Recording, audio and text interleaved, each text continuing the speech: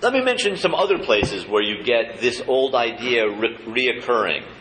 I think that in Jewish mysticism, the old fluidity idea occurs, but another place that it occurs, I think, is in early Christianity. And you may have heard me hinting in this direction previously. So when the New Testament talks about Jesus as being some sort of small-scale human manifestation of God, that's really, it sounds to Jews so utterly pagan, but what I'm suggesting is perhaps the radical idea for us Jews that in fact it's not so pagan. That in fact there was a monotheistic version of this that existed already in the Tanakh. And that the Christian idea that Jesus, or the Logos, the Word, as the Gospel of John describes it in its opening verses, that the presence of the Word or Jesus in fleshly form, in a human body on the planet Earth, is actually God making God's self accessible to humanity in a kind of avatar. This is what we were seeing in the J and the E texts. This is much less radical than it sounds. Or when the Gospel of John describes God's self as coming down upon and overlapping with Jesus, which is a famous passage early in the Gospel of John, that is actually a fairly old ancient Near Eastern idea of the reality or self of one deity overlapping with some other being. So this is not just Greek paganism sort of smushed onto a Jewish mold, which is the way a lot of Jews tend to think of Christianity. This is actually an old ancient Near Eastern idea, that is an old Semitic idea that is popping up again among those Jews who were the founders of Christianity. Even after the time of the New Testament, I think that we see this coming up in the doctrine, the post-New Testament doctrine of the Trinity. The Trinity really doesn't occur in the New Testament, but it occurs in early Christianity very soon afterwards. And we Jews have always tended to sort of make fun of the Trinity. Oh, how can there be three that is one? If they've got this three-part God, even if they call it a triune God, a God that is three yet one, really they're pagans. They're not real monotheists like we Jews are, or like the Muslims are. Those Christians are really pagan.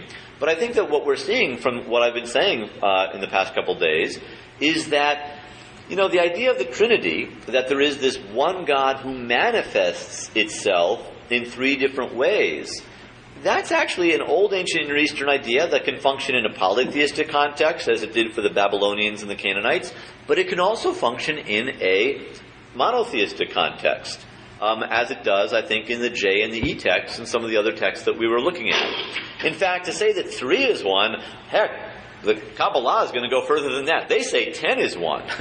The Zohar, Sefer HaBahir, they say 10 is 1. And actually, when you get to Luriana Kabbalah, and there's the idea that within each of the Sefirot, each of the 10 Sefirot has 10 Sefirot within it, so that we've got 100 different Sefirot, really. We're taking this reasoning much, much farther than the Christians did.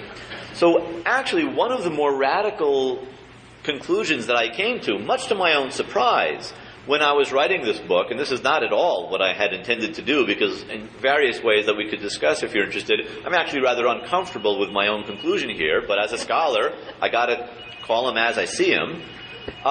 One of the conclusions that I came to my shock, when I finished this book, is that we Jews have no theological objection to the doctrine of the Trinity. We Jews for centuries have objected to the Trinity, have labeled it pagan, have said, well, that's clear. There you can see that the core of Christianity doesn't come out of the Hebrew Bible, the Tanakh, what they call the Old Testament. Really, they're being disloyal to the monotheism of the Old Testament. Actually, I think that that's not true. To my surprise, I came to the conclusion, somewhat to my dismay, I came to the conclusion that we Jews have no theological right to object to the Trinity. Theologically, I think that the model of the Trinity is an old, ancient Near Eastern idea that shows up in the Tanakh, and that in a different way shows up in Jewish mysticism as well. I think that we have other objections to Christianity. I mean, just fundamentally, we don't believe that the Messiah has shown up. We do not believe that the Messiah came to us, much less that the Messiah died and is going to come back later again. So we have plenty of areas of disagreement with Christianity. I think that even on some issues of ethics, there are fundamental differences between Judaism and Christianity. I think that in some forms of Christianity, there is a glorification of victimhood that is ethically very, very problematic and can lead to injustice. And I think that, look at the Presbyterian Church today, I think that you can see that very clearly. But especially in the way that modern liberal Protestant churches glorify the victim even when the victim is a perpetrator and refuse to acknowledge that a victim can be a perpetrator. And here I'm talking about the way liberal Protestant churches view the Arab-Israeli conflict and view the Palestinians. There's plenty that we can disagree with, but it's not theological. Fundamentally, the theological model used by Christianity, I think, is one model that shows up in our own sacred literature, in the parts of the Tanakh, in the Zohar, in Jewish mysticism. I think furthermore that you can see, it's interesting if you read some of the church fathers or some Christian commentators on the story of Abraham and the three visitors, they make a linkage between that story and the doctrine of the Trinity.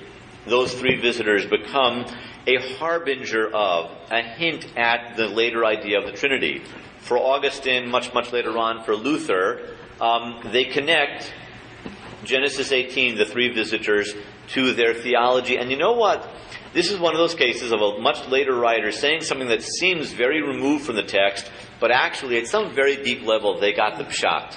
They're really correct that there is a linkage between the Trinity, the theological intuition that's behind the idea of the Trinity and the theological intuition that is behind the story in Genesis 18. I'm not saying that I believe in the Trinity or I'm encouraging anyone to believe in the Trinity. If you believe in the Trinity, from a Jewish point of view, you're worse than a heretic. The actual belief is not a Jewish belief.